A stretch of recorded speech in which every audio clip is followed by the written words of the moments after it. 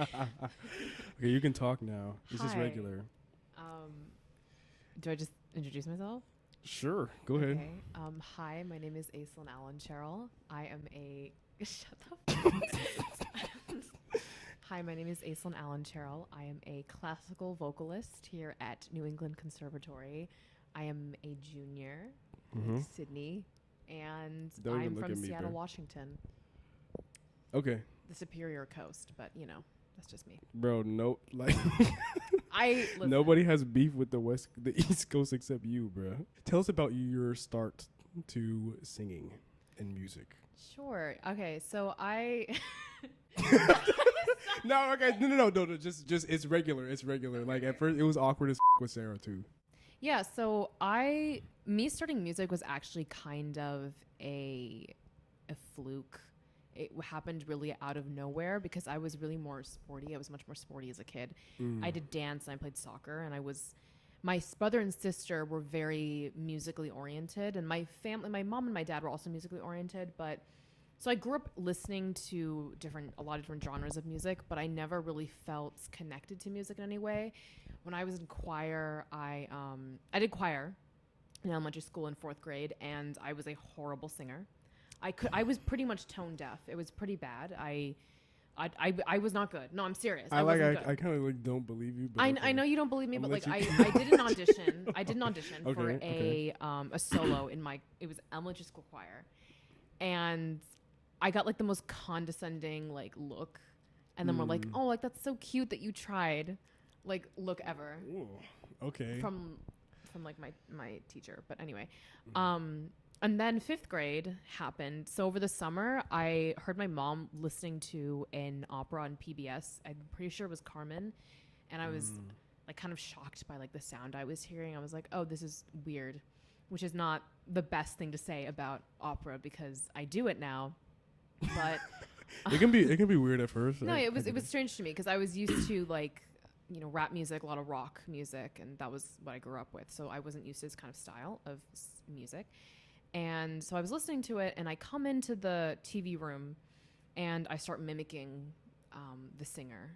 And my mom said she was surprised by how I sounded. She was really? She was like, "Oh, this isn't half bad." And my parents have an ear for music, so they were like, this isn't the worst thing ever. So they put me in voice lessons, and so that fall I auditioned for the 5th grade musical. It was Oliver Twist, and I did it, and I don't remember it because it was a blur. I distinctly I don't remember. I just remember singing, opening my mouth, and doing what I had been taught, and then I ended up getting the lead female part. Lead female part. So like it just kind of happened. Like when I tell you it kind of happened, like I quit the dance. I was in the dance team. I was competing and I stopped. And because I also was not a good dancer. Like to be perfectly honest, I was not good at all. But I kind of found that was how I found my niche, and I realized I wanted to do opera when I went to go see my first opera at Seattle Opera, and it was the Pearl Fishers. And I was just watching the singer on stage. I think I was in 6th grade, and I thought that this is something I want to do for the rest of my life, and that was when I okay. So decided. you answered probably like 3 more. So okay. So it wasn't forced. No. You just wanted to do it because you liked it, or because you were good at it. It just came kind of easily, and I liked it. Like it didn't feel hard in comparison to like dance and soccer came a lot more difficult for me. Like it didn't feel like I had. How do I put this? It wasn't that I didn't feel like I had to try, because I did feel like I had to try, but it was more so that I felt like it was just something I could do. I got it much faster than any other hobby that I had or any other thing that I had, and it felt right for me, if that makes sense, Okay. Yeah. And then I think the next question was like, when did you decide? So that was, I guess you were in 6th grade and you went to the opera. And yeah, I mean, a mix of both. Yeah, like I was in 6th grade when I decided I wanted to continue having music in my life, but I only decided I wanted to do voice for college when I was a senior in high school. Okay. Yeah. Okay. So yeah, it's here like as a career. So what was like what was the switch when you were a senior? I'm I'm not very good in school. I'm okay. I just can't take tests. Like I didn't think I wanted to do actually like art and design. And that was originally what my plan was. And no, sorry, I'm gonna put a thing there that says that your dad is a designer. oh yeah. Okay, Yeah. sorry, So keep I going. grew up around a lot of visual art, so that's what I wanted to do. And yeah, so but what happened was that the year before when I was a junior, my voice kind of died on me.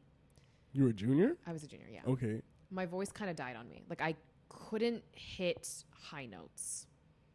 Like at all. Anymore? Or yeah, they stopped. They just stopped. It was so weird. It was the most bizarre thing ever. I was really like miserable with how my voice sounded because I just wasn't confident in my voice. And more importantly, I could not do what I could used to be able to do. And then, and then that summer of senior year when I was deciding what I wanted to do, I was like, you know what, let me just audition for voice stuff. Just because I knew it was something I was at the very least kind of good at. And I thought, let me just do it and see what happens, because then I can also do a dual degree if I really want to. Like there are options, right? There are options I could do. And I talked to my voice teacher, and she was actually pretty apprehensive about me getting into music school. Really? Yeah, she was she was like, you're going to have to work really hard. Damn. And, I was like, but she was like, you can do it. Like, she was like, she was very like encouraging, but she was like, you're going to have to work hard. Cause she's super European. She's super Romanian. She was super, and she, has a very like European mindset of teaching. So I was, very like no bullshit kind of thing. Okay. Anyway. Sorry, I was just making sure the angle was good. Keep going. Yeah, so she was like, you have to work really hard. And I was like, you know what, let me just, and it was the first time I practiced like consistently. Like I practiced 7 days a week, no breaks, from like August to until auditions were done, like December. And I worked my ass off. And by the time, she said she would let me know by October if she thought I could get in to any schools. Oh.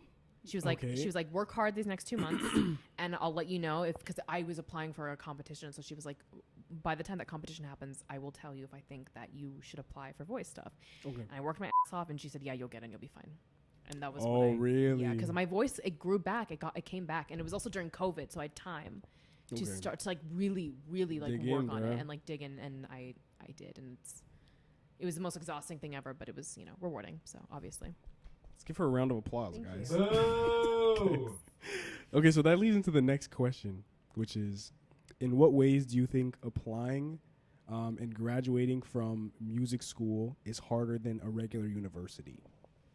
Applying, could you repeat that question? Yeah, it's just like, in what ways do you think applying to music school is harder than regular university? And then in what ways do you think doing the actual degree is harder? Oh, sure. Yeah. It's definitely very different from, obviously, we're doing auditions, and it's like a constant stress, because I think, my sister's applying, and my brother applied to like all these schools, and they're doing like regular degrees, and my friends and everything, they were doing all regular degrees.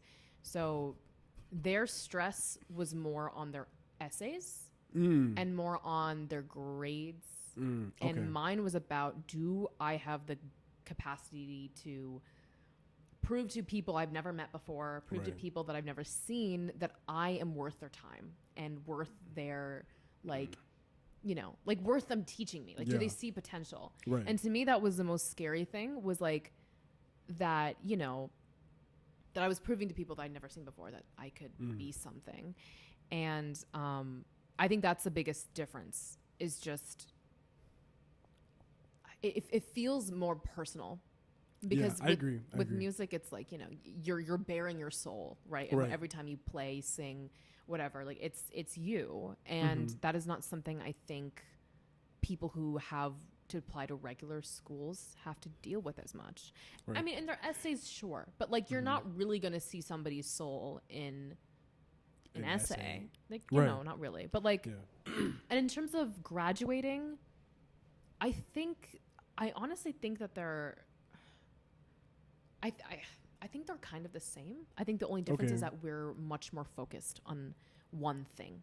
Okay. Like I'm just trying to think about like what my other like friends are doing, and we have a lot more extracurricular stuff. Like, for example, choir, orchestra. Like, we have all these other different ensembles. They just have classes that they have to pass, but they also do other things outside, of course. But like, I think it's harder on a different level. You know, okay. If that makes sense. Like, I think it's a bit of an interesting question. Yeah, I think first, I think it's funny. I think it's funny that like, we're saying like regular school, like like Harvard people like our regular school, or like, it's like we don't. It's like not normal in a way. Like what, I guess like what the people here do, and I want to make that distinction. Like we're not. It's not like an arrogance thing. Yeah, no, for sure. Like I'm not trying to be like, oh, people who go to regular universities are like much less than. No, absolutely. Right. Not. It's just like we're kind of freaks. Like we're freaks. I mean, we're band kids. Yeah, we're basically. kids, I think that's the sentiment. And then, when like talking about applying, also I think at the literal level, there's at least for college, you do like, oh, well, you can do early decision and all that stuff, but there's just like there's a cutoff. It's December 1st or like November 30th if you're doing like UC schools, but there's like multiple rounds. I think that's like the thing I was trying to what's it called, get at for in different ways was like, because you have to do one round and then like people review your stuff, and then you have to go back and you have to like actually travel to the school and then go in person and sit in front of like a jury, and then they like actually like decide your fate. I mean, we got actually kind of lucky in terms of the we're fact COVID. That we're COVID people. So we're COVID people, so we didn't actually have to do that.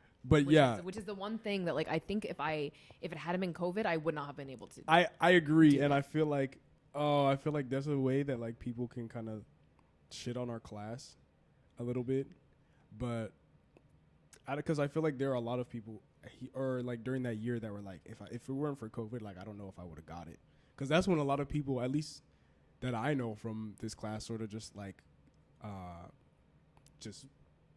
when the COVID hit and like it was no school, he's just practice. No, exactly. That's exactly it. Yeah. Okay, and then so what does an average day look like for you? Ooh, okay. So if you can tell, she's a singer, so she really loves talking about herself and looking at herself. Listen.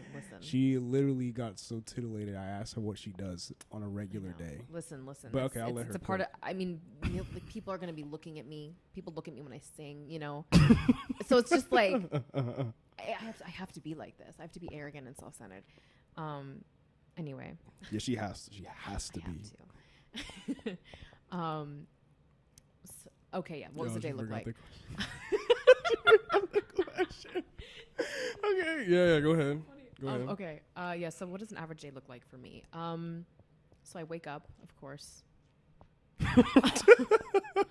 Then I would hope so. So the first thing I honestly I like to practice during the day. I don't like to practice at night anymore because especially because I live off campus now, I've noticed that I prefer to do everything away from home and then come back and do nothing at home. That's like the kind of thing that I need. think I agree. I've had like at least this semester, I don't like, or I've sort of shifted the way that I do things in my room to just like when I come to my room, I literally just want to watch YouTube or lay in my bed or stretch or do whatever.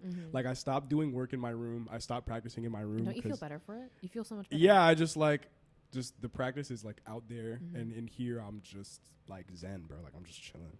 It's really, I mean, people talk about it a lot, and I think it's a very important thing to bring into people's, like anybody. Like this is literally for anybody. Like work-life balance starts with knowing when you stop working and you start just like having time for yourself. Just chilling.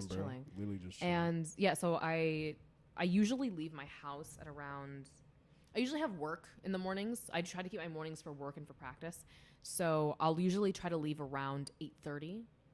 8:30, 9 o'clock-ish. I don't like to leave any later because I start to feel lazy. That's something just weird about me.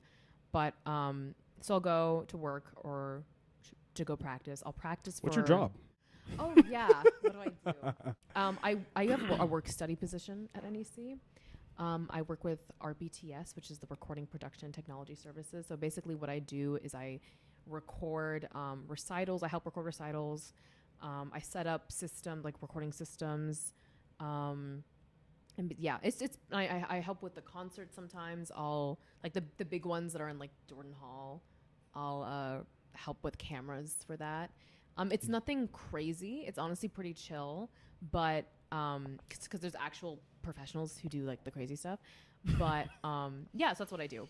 But anyway, so I go to work, and then I'll go practice, or I'll have class, and then I'll have class. And then depending on my classes, then sometimes I'll practice again. Because for singers, we're not supposed to sing too much at once.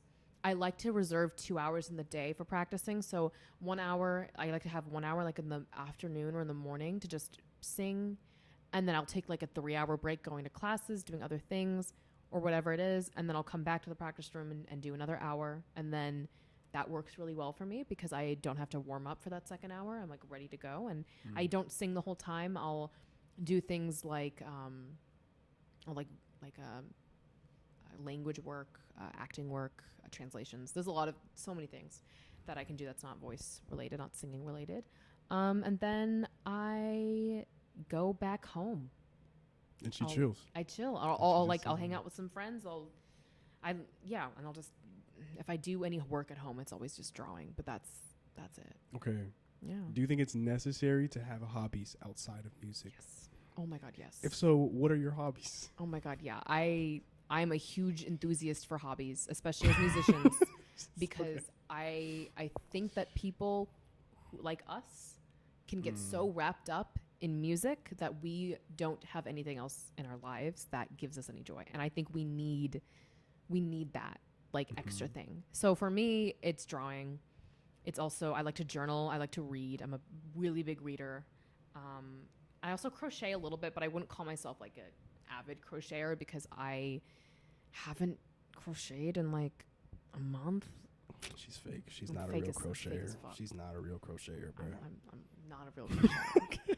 And I also like cooking. I find cooking to be really therapeutic. And experimenting in the kitchen. I do like that. Basically a housewife. Yeah, I was gonna say that. Maybe I'll leave that out because for the femme viewers. Oops. Okay. But yeah, is it okay if we show some of your art? Yeah, sure. Okay, so I'm gonna put show the art. How has musicianship and the conservatory environment affected your mental health? Negatively, positively, or both? Ooh, this is a long question. I might be talking for a while. I'm sorry. No, it's okay. I think it is both. It's both positive and negative. Definitely. When I came here, it was really jarring for me because I do not have at home. I do not have any musician friends. At least serious musician friends. I have one friend who does harp at another school, but she does her thing is more CS. She does computer science. So that's her little shindig. I say that so condescendingly. No, that's a crazy thing. It's funny because also, thank you for clarifying to them that CS is computer science. Oh, yeah, of course, anytime. Sorry, keep going. No, but so when I came, I was kind of shocked by the culture at Conservatory because musicians are a different breed of people, for sure. In a good way, in a bad way. I have found that there was a lot of judgment because I didn't know certain things about music when I first came here because, again, I wasn't raised on classical music. That's not something I would say that I was. And to be honest, most of my life, singing was really more of a hobby for me. It really was until my senior year when I became really serious about it because I knew it was what I wanted to do. And I knew it was something. And I realized I loved it, really loved it in senior year. And I know that's late for most people, but I mean, that's my journey. And it was just weird because I came in not knowing certain composers. This is going to be crazy. Right. You come in and you say Wagner? Wagner? No, I know. Okay. He's an opera composer. That's right. I'm He's the king of opera. I know Mozart's more the king of opera. But See, bro, this is what I'm talking about, bro. It's the, what's it called? your musician friends aren't this annoying, bro. Or musician friends are this annoying with each other. Yeah, that's how we are. Actually, in like multiple times in one like conversation. But like you learn to take it not personally. Exactly. That's the thing. Is I didn't know who Mahler was, which is insane. I don't think it's insane because you didn't play orchestra music. I don't think it's that. I don't think she it's had that some crazy. vocal rep, I guess. I didn't know that though. And like also like it's not really when you're young, you're only allowed to. One thing about voice that I think people should just know in general, like with opera, is you're not allowed to sing things until you reach a certain age. Like that is like a very big thing. Oh, I was talking to bro. I might bleep his name. But no, he was telling me because like he wasn't able to like really start singing stuff until like late because he said that his voice wasn't like formed until like very, very late. And I didn't know that was a thing. So I was just I was like asking him like what so then what do you do?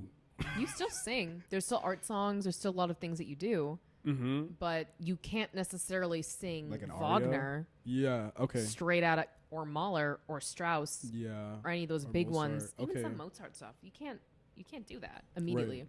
You need to build up, you know? And because it's like puberty, right? Like that's how I best describe it is singers go through multiple puberties. It's weird. I'm gonna let you cook. But like that's just how it is. Is like your voice is developing because your body is your instrument. And as you age, things change, right? So like that's just what happens. But anyway, yeah. So like you said, you kind of learn to take things like that people say, kind of learn to like not take things personally, and that was something I learned. It's hard, bro. It's hard, bro, because you think people are like coming for your whole soul. Like you didn't know that the fourth string quartet like. That was crazy.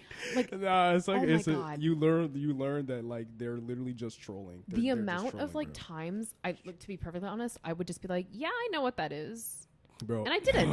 I didn't know. Yeah, that's a trap, bro. That's a trap. And like the thing is like, it was very difficult for me to adjust again because I did not have any musician friends, and we're different. And also, we hung out. She didn't hang out with other singers, which is a different thing. Never. No, so like, and also, okay. So I don't know if this is like another thing that kind of happens, which is like I think string players and wind players don't really comprehend like singing, like the singing art form, or like really understand like what it takes, or like what really like goes into it, and so. At least I think string players and wind players like respect each other to a certain degree, but like there's like a sort of disconnect when it comes to singers because they're I don't want to say they're less like technically gifted, but like they don't spend like as much time just like literally just grinding because like their body has physical limits. Exactly. So I think that's exactly where people don't understand is that like we physically cannot spend hours working on scales because we will kill our voices and we won't be able to sing anymore. But no, you're right. Like I think that was something I realized when I came to NEC was like, oh, people do not respect the fact that I'm a singer. And that was shocking to me because I was like, I've always learned, I grew up learning, you know, respect people because that's just basic human decency, you know? Right. And that was just not like people did not respect me for being a singer. And that was pretty hard for me to grapple with at first. But then I was like, you know what? Fuck it. Like if they're not going to respect me, whatever, that's their problem. Right. Especially because what people don't realize, specifically wind players and string players, is that there is a lot more similarities with string and voice and wind and voice than they realize. Like, for example, wind and voice, there are obvious similarities with brass as well. Is that, you know, when you're playing, like you're air, right? Right. Air is the same. Yeah. With string players, our vocal cords are strings, you know, like you're feeling it. Like the way that you feel your fingers on the strings, it's what we feel in our throats, like where the thing is, where the note is, so it's precise. So there's similarities. And like, okay, are they the same? No, by any means. Like there's a reason the singers are really quite isolated. Like at least our programs are quite isolated from everybody else. And there is a good reason. I'm actually happy that they do that. Yeah. Because it means I can focus on, you know, all this stuff. And because I'm a baby in the voice world, like I know nothing, and it's kind of fun. But like it is, in comparison to like I think honestly, like you and like most string players, like you guys aren't necessarily considered babies as much as I'm considered a baby. You know? Okay. As much as I can as see singers that. are. I can see that. Yeah, but I mean that's just my okay, personal 1 second. opinion, I'm of gonna course. something really quick. He's adjusting the lighting. Do you want to adjust the lighting? Do you want me to adjust the lighting? I think you might want to, because it's gonna get darker. We changed the color. We had to take a lighting break. So you were talking about how you were not used to talking to people that were not singers about music, and they were hella judgmental and Yeah. I mean, What? I said how they're hella judgmental and you said like intelligence and like whatever. Anyway, no. that's funny. No. Okay, ignoring that. Yeah, so that was weird being like in such a judgmental space. I kind of expected it. I expected it to be like a little, because I'd heard stories of conservatories being really like kind of insane at times. And like, but I expected it more from singers, oddly enough. But I felt like the singers here are not that bad, at least like in front of my face. But behind my back, sure, whatever. Okay. But like, I don't want to hear it, you know? Like, I don't really care as long as I don't have to hear anything. If I'm being real, if I'm being honest, if somebody says to say to me, bro, it's none of my business. Precisely. If you don't like me, bro, that is none of my business. You better keep that to yourself. That's not my problem. That's not my problem. That's you problem. Exactly. Okay. No, but yeah, Yeah. I think my mental health now, I mean, it goes up and down, and I think a lot of it has to do with, like, sometimes the classes, because like music theory was really hard for me because I'm a singer, and we're done. Bro, and no, it's hard. Okay, can I say something about that? Okay, from the string player's perspective, if you're doing like theory, or if you're like in MLM is like oral training, like for your ears. There's like a certain level of reference that you have like all the time. So like if you're like picturing a fourth, or if you're like visualizing the interval of a fourth, and you have enough like time on the instrument, you could just like know the fingerings, and then like know what it should sound like a little bit. Vocalists don't have like a physical reference unless it's like in your voice, but like it's like more nuanced when it's not like an object. So like exactly, yeah. I think for a lot of singers it's like hard, because I don't think like even when you're singing, like you don't like necessarily like read the sight music. It's like more already in your head. Yeah, it's definitely it's in your head, it's in your body, it's in your voice already. You kind of just memorize how it feels, I guess is like a better way to put it. Yeah. So yeah, like you said, we don't have a reference. I mean, there's obviously people with perfect pitch, and that was the thing that threw me off too, was because I don't think I'd actually met anybody with perfect pitch until that point. And then I was thrown into a classroom, first level of MLM. I was told by the proctor, whoever judged me, was like, oh yeah, you'll be with people who are at the same level as you. Everybody in that room had perfect pitch. Well, it felt like everybody in that room had perfect pitch, or at least everybody had some extent, some knowledge. And so when I went in there, expecting nobody to know anything, I was like, nah, bro. I cried like Oh twice. my God. But it was funny because like I cried, whatever. But like I took that as a learning experience and was like, oh, I just need to, not get over the hell over myself and step up. And like I was taking, I worked with a TA, I did what I had to do, and I clawed my way to the top of that class, and I did it. I did it, and I'm proud of myself for that, because let's give her another round of applause. Because it was so hard. It was it's hard. A lot of the singers have like a really hard time. And like, and I'm just proud of myself for completing it like on time, because a lot of people can't do that. Yeah. Even like singers aside, like people, it's just our program is ridiculous too. It's like one of the harder ones. We have an intense like ear training, and like theory curriculum for Yeah. like for underclassmen. So if for you to, a lot of people just don't finish in the 2 years that you're supposed to finish it. Yeah. And I think I've definitely become a much better musician because of it. So I'm really thankful for these classes at the end of the day, but it's also hell on earth. So did not like it. I didn't like it. It wasn't. Well, not yeah, the I think on top of that, like you were talking about people that have perfect pitch, and like I think, like at least by the time like, and for context, perfect pitch is like you hear any pitch and you automatically know what pitch it is. So like if you can read music, like somebody could put any arrangement of notes in front of you, and as long as they know what note that is or what that note is supposed to sound like, they'll be able to sing it to you just like perfectly.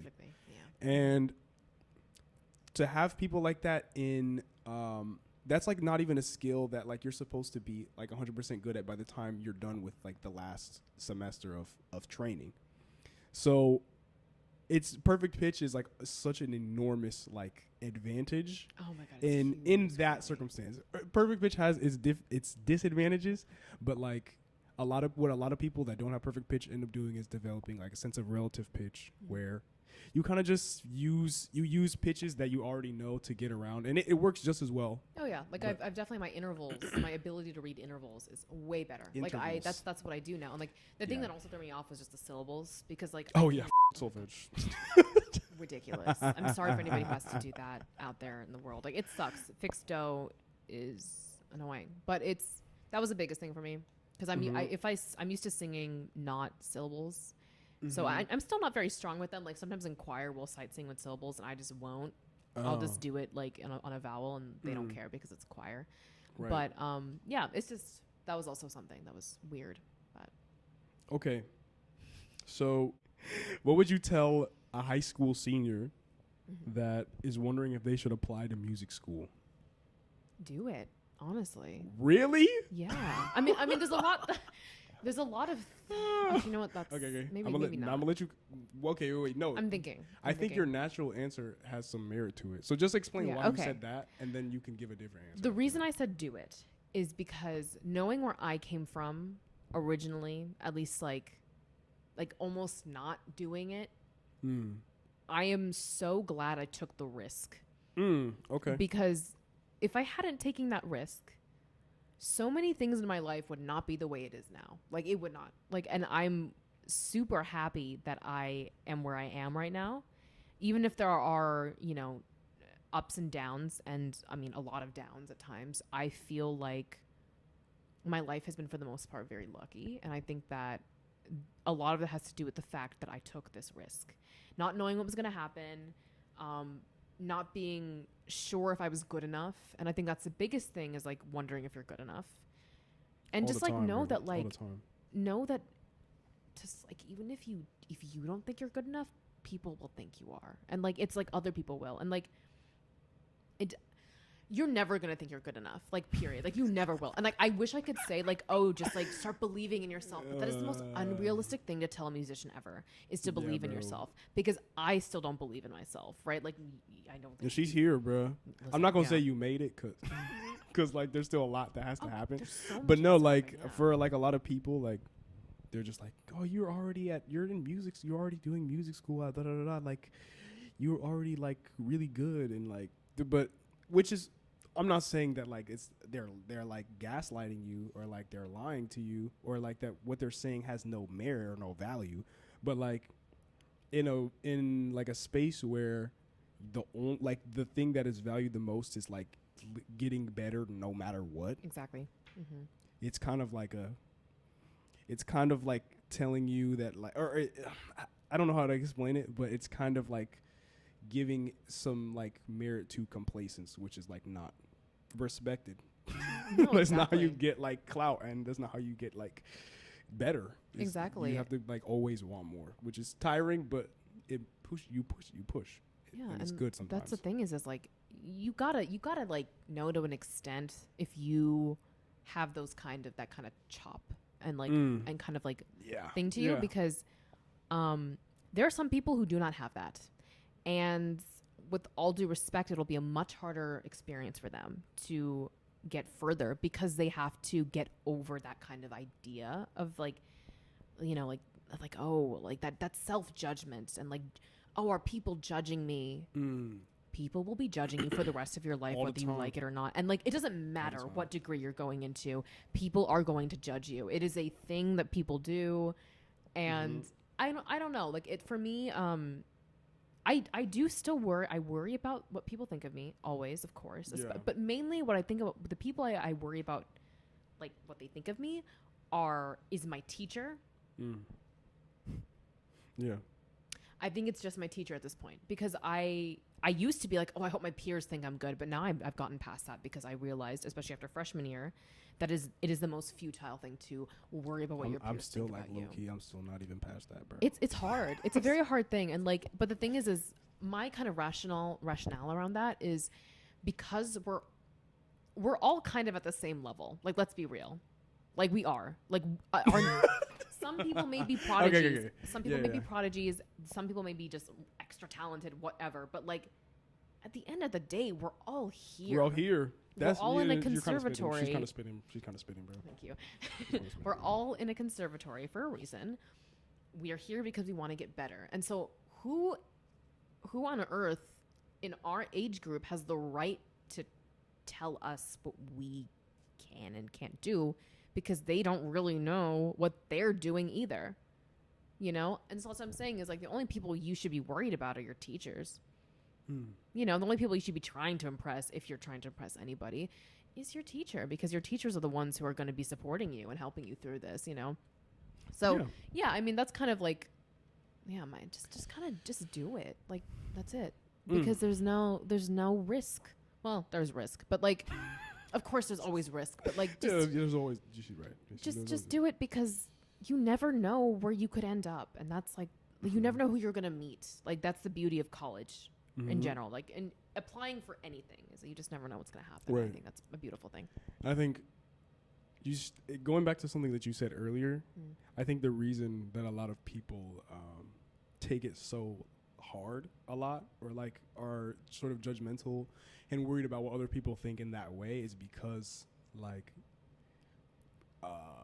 you're sort of like presenting like yourself a little when you get up in front of people and like when you get up in front of people and like you want to like play, like a lot of people can get up there and like it up and like it's not a big deal, but like for at least the people here and like a lot of people, you don't want to stamp your name on like something that's shitty, bro.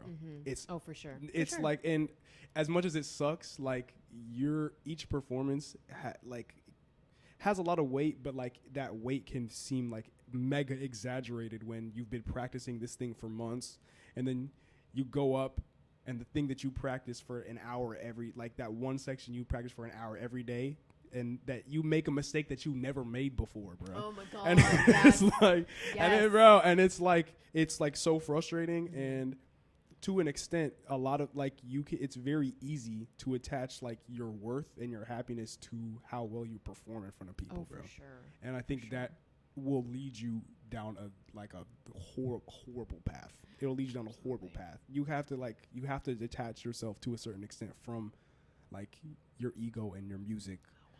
And I think that's something that I learned from the jazz musicians, actually. Oh my God, bro. No. I love that they kind of don't give a fuck. They're fantastic. Bro. My first ever experience working with jazz musicians was when I was a freshman. I got to sing a composed piece by a fellow student here for the BSU concert. Sorry, the CSK concert, Coretta Scott King concert. I remember this concert. And she got so many niggas in her DMs after this concert, bro.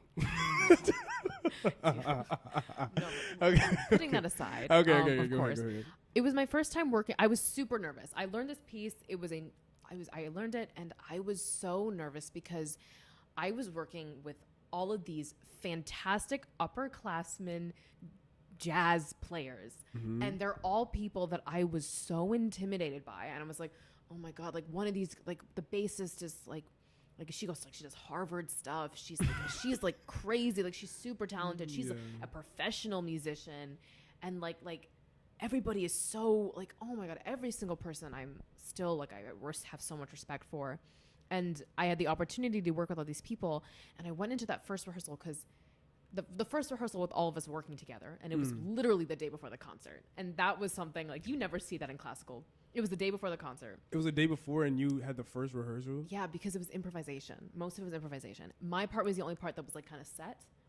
Oh. And so a lot of it was just like, you just have to feel like, you know, the vibe, the energy. Yeah, the whatever. vibe. It's that free jazz. Exactly. And a lot of free jazz. And it was, it was like amazing because it was like one of the first times I go into a room expecting to be fully judged, and I felt not judged at all. At all. And I was like, I was nervous for the concert, but I knew that if I fucked up, nobody was going to know and nobody's going to care. It's free. That's the beautiful thing about free jazz, bro. And also it just like, it brought me so much peace like for later on, because it's like, it's not like the idea, that phrase, it's not that deep, really set in, because it is not that big of a deal if you mess up. It's like not that deep, bro. And something my teacher says too is like, oh, if somebody comments on a mistake that you made, you can be like, oh, I did that on, what are you talking about? I did that on purpose. Like, like, who is anybody to say that you did something wrong? Bro. Like, honestly. Yeah, like, bro. If somebody says I fucked up, I'm just going to gaslight them. Like, what are you talking about? Have you read the score? Do you know what this is? No, you don't. You don't know anything. Be quiet. Like, sit down. I'm the one who performed this, not you. Like, right. And if they know the piece, you kind of have to be like, okay, so. I messed it up. It was like the best I've ever played it. Like, deal with it. Like, fucking deal with it. Yeah. Yeah, it's just something I think is, especially again, like applying, going back to applying for schools. Like, that's something you can meet people who will teach you things that you never knew you needed to be taught. No, she's spitting. She's spitting. That's why I would say just do it, because you never know. Just do it. Okay. How has your relationship with music changed since starting at NEC? And by that, I mean, like, how do you do you feel different about it? Do you feel like you've lost a little bit of your connection? Do you feel like you've gained more of a connection to opera? Or like, how has your relationship with it changed? Interestingly enough, I have felt like my connection has weakened, actually. Oh, okay. And okay. No, it's okay, because I understand. I'm gonna let you cook though. Because I've been thinking about this actually as of late, that it's not that I don't love it. I still love it. I love what I do. I love the way I feel when I perform, because it's genuinely like one of those few things that gives me actual joy and like pure, just like, I don't even know, whatever. Great. Dopamine. Sorry. Go ahead. And like, it's just fantastic. But there are times, like, especially like this past year, that I've just been like, I don't have any motivation. Yeah. Why don't I have that motivation? Like, am I not feeling it as much anymore? Like, what is this? Like, what is this like? Because the thing I like about singing opera as well, and like singing classical, singing classical in general, is that being able to work with other people, being able to act, I love that part of it. That's my favorite part. But I don't know why I feel like I've lost my connection. In all honesty, I think it's because the culture here is work. Yeah. That sometimes you just lose that love that like you had, because it's just so like work oriented. Right. Can I pause you for a second? Yeah. Should I turn this light on? Maybe like you should. Yeah. It's like I'm gonna turn the ceiling light on. The lighting is getting because of the sun. We've been here for we chose to film at the golden hour, if you will. Oh yeah. Okay, the exposure on. Okay, I'm actually gonna pause it right now so we can fix that. Oh my. Do you see how pink this is? We're back. Okay. Okay, what were we talking about? Oh yeah, how has your relationship with music changed? Oh yeah. So I think you were saying that the environment is work. Yeah. So the environment is work. So that really takes out a lot of that original passion I think that I had.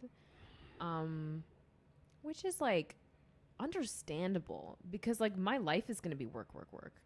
And I feel like I've become kind of used to this mentality now, where it's just like, you know, if this is what my life is going to be like, then so be it. I just don't want to be unhappy, you know, and I don't think I'll be unhappy with what I've chosen to do. I really don't think so. I feel pretty fulfilled in what I've decided to do, but there's also a lot of things that make me question my choices to coming here. For example, stability in the future, because I mean that's a real thing for everybody. Quite literally will need a sugar daddy. I do. So if anybody's out there way around it, bro, who wants a sugar baby, yes, I hate that. If anybody wants, I'm not gonna sell myself out like that. But anyway, if anybody does, depends on. But do you really love opera? That's the question. I do. That's the thing. I love like. No, but I'm saying like, how much do you love it? Would you be willing to have a sugar daddy?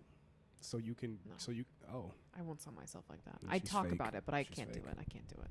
Oh, I mean, I don't have much to say other than the fact that like my relationship goes up and down, but mainly I think it's been going down. Yeah. And a lot of it has to do with stuff I can't really control. I mean, even some of the rep I'm learning, I don't love all the time, but like you can't love all the rep you're learning. You just got to learn it. And that was something I talked about with my teacher today in my lesson. It was like because I'm learning this one piece and I don't love it because it's a bit slow. It's a little weird. And she was like, you know, you don't have to like love it, but you have to convince people that you do. And that was something that I was like, damn, you know what? So true. Like it's true. It's a very true thing. Like, and you have to have fun, you know, you have to find your own fun. And I can do that. Like that's something I can easily do. It's just finding the motivation to even do that at times is difficult. And like, I mean, as artists, we get very introspective about a lot of things that have to do with our careers, especially our careers. So I think it's just, it's just a lot, you know? Yeah. It's weird. So. I think that thing that her teacher said is actually facts, bro. There's no way, like, only really lucky musicians get to, like, play music that they really, really want to play all the time. Like, a lot of it is just, like, you know, I really don't ever want to play Bruch Violin Concerto, but the concerto competition requires Bruch Concerto, or like this opportunity they're asking me to play Bruch Concerto. So even though I really don't fuck with it like that, I gotta get up there and play it, bro.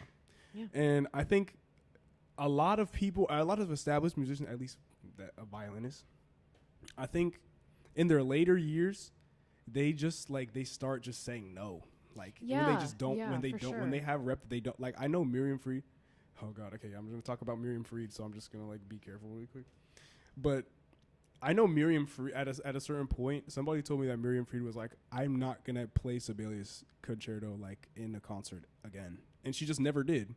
And I'm not like people probably asked her to play, but like she's at the point where she, you know, she's a very lucky. She's like well established, and she can turn that down. Right. And that's kind of the goal is like you want to be so well known and so established that you can turn things down. And that's where you feel you find that control. But right now, because we're so young, we have to say yes to everything. And we have to be aware of the fact that, you know, we don't have a choice right now. And that's okay. Yeah. I mean, it's something we have to be okay with. It's not something that's okay. It's something we have to be okay with. But because I honestly feel like the whole only do what you love thing it's pretty dumb. It's a dumb mentality because it's unrealistic. It will literally ruin your life. The only way. What if I love crack? What if I love hardcore drugs and weed, nigga? Then what? Like exactly. Like it's just unrealistic because if you want to get to that point where you can start saying no, if you want to get to that point where you can do what you want to do, you have to eat a couple rocks, you know, if you will, like munch on a couple stones. Bro, I've never heard somebody say that shit, but I get it. I don't know. I understand that. That's like kind of, I couldn't think of another analogy for it, but like just you kind of have to swallow that fucking shit, you know? You got to do Bro, why you give those awful analogies? Okay, right. You have to like eat rocks and eat shit. Okay, that's basically what she's saying. I'm if you're young, you have to do those things. Exactly. Okay. Exactly. But no, I think you see what I mean. You see what I mean. Okay, I think off of the feeling that you're having that's like is falling off a little bit, or like you feel like it's just work. I think like we in college writing, which Look, Brought up the I hated English college writing, class. but she taught me some. But Suzanne Heglin taught me something very valuable, bro. And it's like, there's this artist that he like draws cartoons for the New York Times, and he was like, or he basically said that like, only like foolish artists will like sit around and like wait for inspiration. Like real artists, like they like work at it like it's a job. Like you go even though you don't want to do it. And like if you're okay, obviously there are a few people, like a few one-hit wonders that can just like sit around and just like wait for something to hit them, and sometimes their shit hits, right? But like for most people, it's not gonna be like that. It's gonna be like, I really don't want to practice today. There are days where you don't want to practice. Oh my God. There are days where you don't want to, where like it will literally pain you to walk to the practice room. Like, oh my God, yeah. And so like you just you literally just have to do it. And like at the end of the day, like nothing that is worth having is gonna come from you not like giving it everything and not doing it when you don't want to do it. Like things worth having don't come like easily like that. Like everybody thinks like, oh, you just get to practice all day. Blah, blah, blah. I don't get to, like, I have to, bro. Like, it's not like a fun thing. Yeah, all the I time. mean, no. Obviously it's a privilege to be here and play music, but like there's a lot of just like, there's not mental gymnastics, but like you just have to be disciplined to like kind of ignore how you feel about it sometimes. And yeah, like you're not gonna, like there are gonna be times where you feel like, okay, I'm not really loving it right now, or like I'm falling off right now. But and at that point you can say like, you know what, this doesn't spark anything anymore. And that's where when it starts to like just not have any feeling for you whatsoever, there's no point. There's no point, because like there's a whole bunch of other shit to where like the feeling kind of has to outweigh poverty. The feeling has to kind of outweigh all the failures that you're going to have. So if you don't have that, all that shit is just going to be, you're going to resent your art so much and you're just going to hate it. You're just going to hate it, bro. There's going to be so many failures. Yeah, bro. So many. And like, and that's like the scariest thing for me is failure of like, it's just failure in general. Like, I don't want to fail. I spent so much money on those places. Nobody wants to exactly. Nobody wants to fail. Like, there's a lot of things writing. Like, I mean, I'm not the only person in this school who feels that way. There's like, there are so many things writing on the fact that like, I need to succeed. But also like, I don't know. I had an interesting conversation with somebody about like, oh, you have to be comfortable also with the idea that you could fail. You know? Okay, yeah. There's a later question that talks about that. But okay, yeah. I mean, we can pause for now. But like, just to bring up that idea, like, because I just think it's interesting. But yeah. Okay. In case you guys didn't know, Aislin's Indian. I'm Indian, yes. She's of Indian descent. And I want you to tell me and the audience how your race has sort of given you problems or has set you apart from everybody else in the classical community, which is like just Asian people and white people. Yes. So, well, she's Asian, but like a different kind of Asian. Yeah, I don't think most Asian people don't consider me Asian. So yeah, I don't know. But she's not East Asian. Yikes! I'm a minority. Wow. No. It's definitely it's weird, you know, being like a person of like with melanin in a school where there aren't that many people with melanin. And I don't think that my skin color has actually affected my singing stuff. Yeah. I think it's more so socially that I feel it. Right. Especially because, I mean, this year there are actually more South Asian people in general. But last year and like the 2 years I've been here, last 2 years I was here, there weren't like any. And the community was non-existent. It's still a little fragmented here, but it is building slowly. And I realized how important it is to have a community, especially people who look like you, like about a year ago, actually, not very long ago. And I know that's like kind of might be shocking to some people, but I grew up in a predominantly white and Asian area, so that's not shocking anybody. I'm used to code switching, you know. Yeah, bro. I'm you used to need it it to survive, bro. Like I'm like just So out here, you need it to survive. Bro. You do, and it's something you kind of have to deal with, and it's something that, it's a part of our lives. We can't not do it. Otherwise, we will fail. And like, that's just a fact. Like, you can't. There are some times where, like, speaking about issues with race cannot be said because you can be jeopardized, right? Even if you're right. Even if you're bro. Sometimes you have to, bro. Oh my God, bro. She's cooking, but like, bro, I just want to say, sometimes you have to sell out a little bit. And I'm not saying don't stand up for yourself, but I'm saying what she's saying. Sometimes standing up for yourself will literally fuck up your career, bro. Know when to pick your battles, basically. Know when it's worth it, and know when it's not, like, know when it's not worth it. And that's something, like, I just, again, and there's a lot of things. This is such like a very layered question. Oh my God, yes. I hate that I said that, but it is a very layered question. It's just facts. Especially in the sense that I've never felt discriminated against singing wise as a brown person. Bro, because she's literally a great singer. Because that's why. What did you say? Because she's a great singer. That's why. Oh, that's actually very nice. Can you shut, bro? Did you make me repeat that on purpose, bro? No, I didn't hear you. Nah, bro, really nice that's her you, little ego coming back. No, that was really nice. Okay, sorry, go ahead. But yeah, like I've never felt that. I've always felt like I've been judged for my voice only, and I feel very lucky for that, And I know that some people just don't have that, but in social situations, again, it's very different because I don't know how to describe this other than the fact that, like, having conversations about race, about Orientalism, about anything having to do with that does not happen at NEC. Bro, and no, okay, I'm gonna let you go. No, you're fine. It doesn't happen, basically. And it's very rare that these conversations happen because a lot of people, they'll have international students here, and there's nothing against them for being, like, because they just don't know.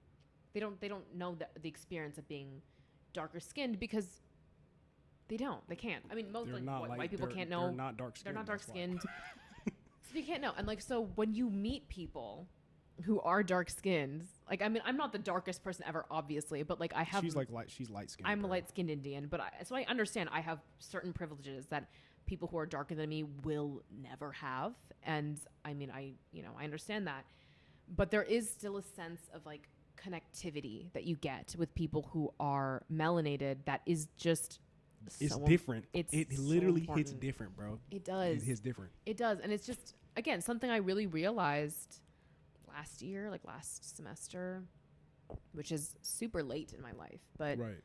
It's something that I think I'm glad it was a realization I'm glad I had. But yeah, okay. That's kind of it. Okay, we're reaching the end. So I think I'm going to say this. Do you have a backup?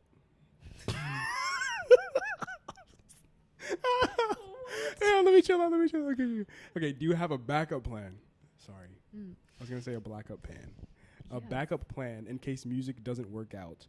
And do you think it's necessary to be all in to be a top musician? Basically saying that, like, being like, it's either I'm going to be a top musician or I die trying in order to, like, really get to where, like, the top people are. I do have a backup plan, and that is design and art. Not necessarily art, but more so, like, design.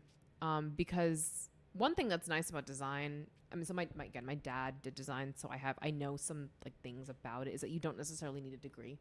You just need to have skills.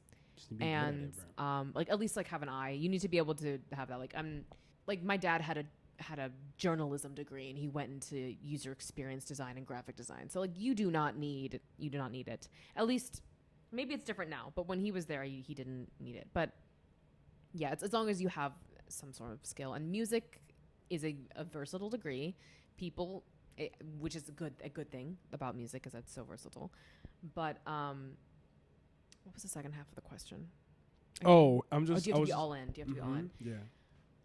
I don't know. That is also something I'm grappling with right now. Is, like, do I have to be all in to be successful? I don't think you do. Okay. I think if you're all in, you start towing the line of a dangerous mentality. Okay. Like, I feel that if you become all in, you can destroy yourself No, because of something that you to be perfectly honest, that none of us can control. Right. And like, as much as we would like to, like, I would love to control the fact that I know exactly what I'm doing. Oh my God, good Lord knows. I would love to know and be able to say, yes, I'm doing this for the rest of my life and I'm not going to stop. And I know I'm going to get there. And like, because of this, this, and this, and that. But we don't know. Bro, and honestly, those people and the people that get there to the top and like with that mindset, they're a little bit delusional. Yes. And like it worked in their favor. Sometimes being delusional, sometimes you just gotta gaslight yourself. Oh, for sure. But there's a difference between gaslighting yourself and being like so delusional that you can't comprehend like, you know, anything. It's but not like gonna work. Yeah. Our paths are going to, this is actually similar in actually most art related things I realize, which is actually quite interesting, is that your path is not going to be a straight line. Like it's going to be, you're going to be all over the place. Success isn't linear. Success is not linear. Success is not linear, bro. I don't know why I did a British accent. I'm sorry. So sorry. Wait, you forgot what you were gonna say? No. I did a British accent. That's just embarrassing.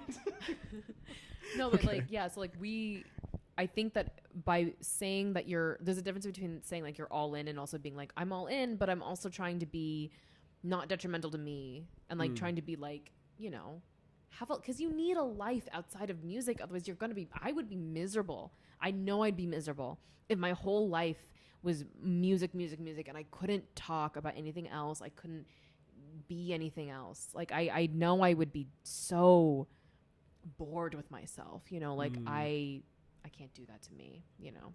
I can't do that to me. I mean, that's like, I think it's something self-respecting like, right there, bro. Exactly. You have to respect yourself. And a part of that is knowing when being all in is just not necessary. And there is a difference between, you know, not doing anything at all and being like, whatever happens, and being like, I'm motivated to be successful, but I'm also motivated to watch out for myself too, because, you know, you have to watch out for yourself. Otherwise you will fumble. And who knows, like this delusion, like what if you do fail? You have that mentality of you're all in, because people still fail. And this is all you've been working towards, and this is all you know. And then you end up failing, and then you're like, oh what do I do now? Right. What is my life now? Like, I don't know what I would do. Like because I used to be this way. Like 2 years ago, I used to be like, if I don't get this and this and this, I don't know what I'm going to do. Like, but now I know. Right. I'm just going to have to deal with it. But like, you know, just it's about being realistic for yourself. Right. And I think there are a lot of people, bro, dude, there are so many people that are mega talented. They're ridiculous at their instrument, but like if you ask them like why are you doing this, like they'll just like they don't know why. They don't know why they're doing what they're doing. They're just, it's like a sport or something. Like and that reference was brought to me by Zonnie Lewis.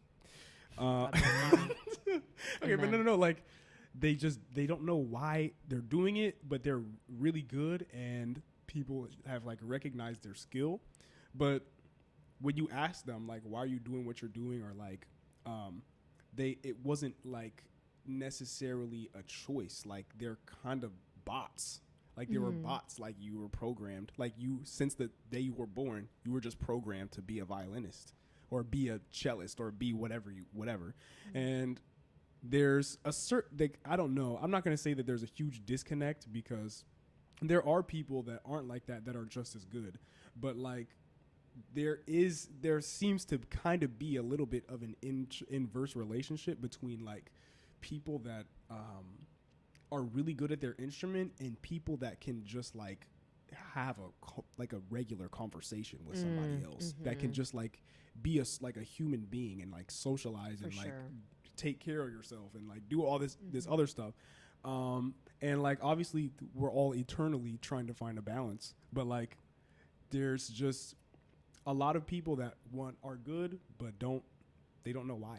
They don't know why they're doing it. They're just doing it because that's what they've been doing. And for me, I feel like that's honestly worse. I'd Yeah, 'cause rather you know didn't I'm even choose, doing bro, like- something and like exactly. That's my biggest thing is like one of the things I'm really happy about the way that my parents raised me is they raised me to be very well rounded, and that's why I'm glad I started off with sports and like that kind of thing is like well being more like athletic and not really being like being around music but not really being on my radar was because I felt like I always had a choice. I've never felt that when my parents put me in things that I was being forced into anything. Maybe forced sometimes. Like there were times when I was young where I'd be like, I don't want to practice. I don't want to go to my lesson. And the amount of times my dad would be like, Aislin, we're spending money on you. You don't practice. We're gonna take you out of these lessons. And I'd be like, oh wait, no, I'll do it. Now I'll do it. Like, oh my god, bro, no. She's right. I'm gonna let you cook it. But that's how it was with me too. But keep going. No, and like that's the thing is it's I'm really happy that my parents raised me in a very like well-rounded way and that I grew up with parents who are so supportive. And I know some people who don't have that, you know, and I'm grateful every day that I have it. But because I do like I'm not gonna obviously name names, but I've met people who can't talk about anything Except but music. And you're literally an NPC if that's your build. If that's your archetype, bro. Literally. And you're like literally a bot. they're still fine people. They're still people, but they're not like I don't know. I feel like their lives have less meaning. It's like, don't you get tired, bro? Like I get tired. Like for real. I can talk, bro. Like I can talk about. We can talk about like Beethoven manuscripts or like XYZ for like for a little bit, or like we can really get in depth. But like after a while, I'm just like, music, yeah. Maybe music. do you want to like talk about like food or something? You want to go eat or like you want to do something except be here and talk about in a quartet like. And that's like one of the things is like that I like. When I first came, I'm a big football fan. Like that is something that I love. She likes the Seahawks, bro. Bro. It's something. It's something I do with my brother a lot. Like I'm on a fantasy team, not with my brother, but like we both. It's one of our things. Is like, and that's one of the reasons like we got closer is because over COVID is like we were both bored and we were like football, wow, and I got really into it. And oh my god, the amount of times I've been made fun of at this school for being a football fan, bro, it's crazy. Niggas will make fun of you because you have a life, bro. It's crazy. And they'll make fun. Just, oh my god, bro. It's just football. No, she's kidding. No, bro, but she's literally she's. Oh my god, I'm literally shaking because it like literally obsessed me, bro. Oh, I'll literally be like, so hey guys, like, have you heard the new Drake album? They'll be like, Drake. Who is that? Who is that? Why are you listening to Drake? Why didn't you listen to the fucking Gabrielle Lena Frank's new Symposium? Like, like no, yeah, like people like that exist. just like I just listen to it on the way to my lesson. Like, I was just wondering if any of you just took like and like they act like it's a huge thing. They act like they've been shot in the face because you said that you have interests. Oh my god! Like, and of course, this isn't everybody. This obviously isn't everybody, but it is a good amount of people. And like it's not like we're saying that they're bad people or that they aren't like, you know, any less valid as humans. It just means that like sometimes you have to know when you need to get a life outside of what you do. And like because I mean, it's, you know how people say this, like people say this about engineering people too, bro. Everybody, NCS people. Yes, they do. They say that about like all these people, and they just sit inside and code, bro. They do. And like that's the thing is like,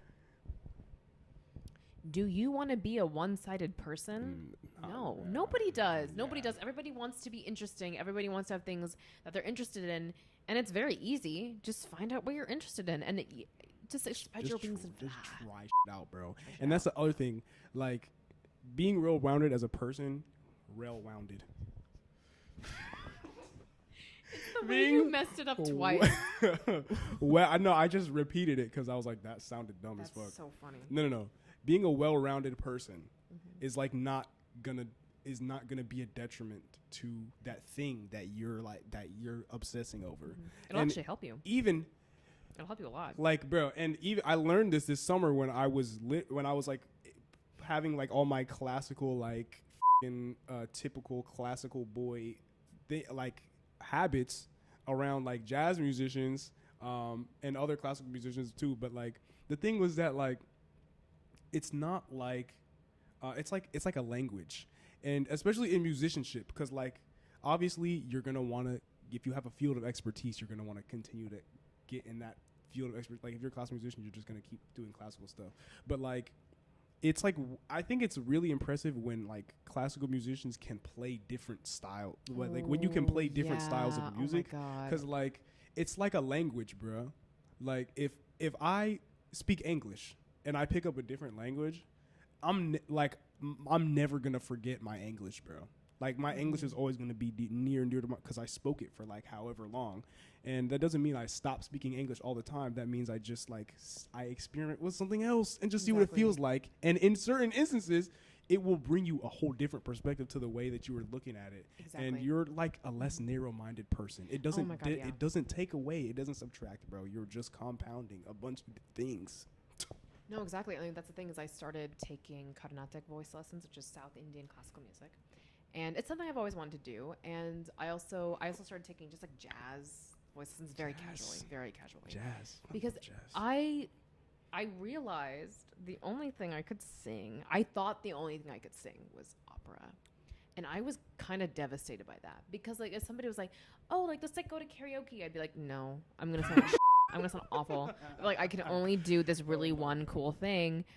And Carnatic voice lessons made me realize I can do more, and more importantly that I can do more than just classical. And that's like something that like I didn't know until I forced myself to try something new, and especially because I'd never done that before.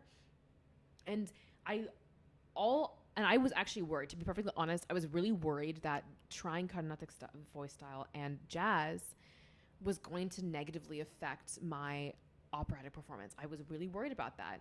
And then I realized, oh, wait, after doing it for like a month, oh, this isn't doing that at all. In fact, it's actually helping me, because with Carnatic voice, you have to be so precise with your pitches. My teacher, like I will be like, oh, this is fine. And she's like, no, you're like a tiny, tiny bit flat, or you're a tiny, tiny bit sharp. Just adjust it. And I'm like, oh my God. And I'll do it. But like my pitches become better. I've become more sensitive. And I'm not trying to mansplain here, but in the Eastern Hemisphere, at least in India, they use a different like style or standard of tuning. So like it's we use like 440, A440, A441. Like the frequencies are different, like the pitches are different. It's just a whole different thing. And so I think you just become more sensitive to pitch. No, exactly. Yeah. Who's gonna say that's bad? It's horrible, who's gonna say actually. that's bad? Don't ever do that. If you say that's bad, you're a bot. You're programmed by everybody else to say that it's bad, bro. And like it's very egotistical. That's the word. A very egotistical thing to assume that your style is the only correct one. Superior. You know? Oh yeah. Like it's just it's so egotistical, and it's just like, you know, you need to, if you ever want to grow as a musician, I'm a firm believer in this. If you ever want to grow as a musician, you have to get the hell out of your own head, bro, and just start being like, I'm wrong in pretty much everything, and I need to get the hell over. Like, I need to like, one of the things I love about voice is like I can just start from scratch and just do things, right? Like it's such an important thing to like to get into your head, is that putting your ego aside and doing things because, you know, for yeah. Just for funsies. Just for funsies. This is the last question, actually. Oh, shit. Okay. Why do you sing? Why do I sing? Why do you sing? Just let them know. Oh, my God. I knew you were going to ask me this question. I was like, why do you sing? And she's not prepared. No, I'm not. Oh, my God. Why do I sing? Well, I can say it with 100% certainty. It's because I love it. Yes. Like, that is, like, the one thing I can say for sure is that, like, this is my passion. I got this gift to sing and for a reason. I'm spiritual. So I believe that this stuff is, you know, everything happens for a reason. And I believe I came to NEC for a reason. I believe every person I've met for a reason. Singing is something that, like, yeah, no, like I love it. Like, I don't know how else to explain it. Like, it's one of those things that if I stop having singing, having voice, having anything like this in my life, I will be not the happiest person ever, because it's so fun. Like, I really love the process of it. I love the process of sitting down with a piece of music and being really freaking frustrated with the fact that I don't know what's going on for like the first few days of getting it into my body, going into my lessons and my teacher telling me the same things half the time about what I need to work on, me working on those things. Sometimes I'm not sinking in, but then I'm eventually sinking in, figuring out the characters, figuring out the story, especially with art songs, because art songs and arias are different with opera. Operas, just to give a brief like explanation, arias are songs from specifically from an opera, and art songs are songs that are not attached to anything. So, for example, a single versus an album. You know, that's kind of how I describe it. I hope that helps. But yeah, so like the whole process of figuring out what I'm doing, figuring out like it's so much fun, and like I don't know if I don't know if I could like say it any other way. You can, yeah, bro. I think it's the right answer. You can't articulate it. I think when I can tell when people like try and fake an answer, bro. But at the end of the day, if you know it's real, if they're like, I can't like say it, you can't say it because it's something that's like you have to feel it, bro. You have to feel it to know. Yeah, I mean, and again, my parents are very honest people. They even because they're helping me pay for school, which is like really nice of them, and you know they don't have to do that, but they're being very kind about it. But if they thought they were wasting their money, Lord, I would not be here. I would not be here. So like that kind of, that's also a big thing. But I just feel I've had passion for music and for all this for a long time. This is something that I have loved for such a long time, and the more, and like I know I say like NEC, my experience here has been rocky, and like figuring out like, oh, like why am I here, and like that is obviously something I will continue with for probably the rest of my life, let's be real. But I know to some extent the reason I am here is because I love it, and it's because this is what I'm meant to do, and I truly feel that, and I know that might sound really cheesy to a lot of people. She said it's her destiny, bro.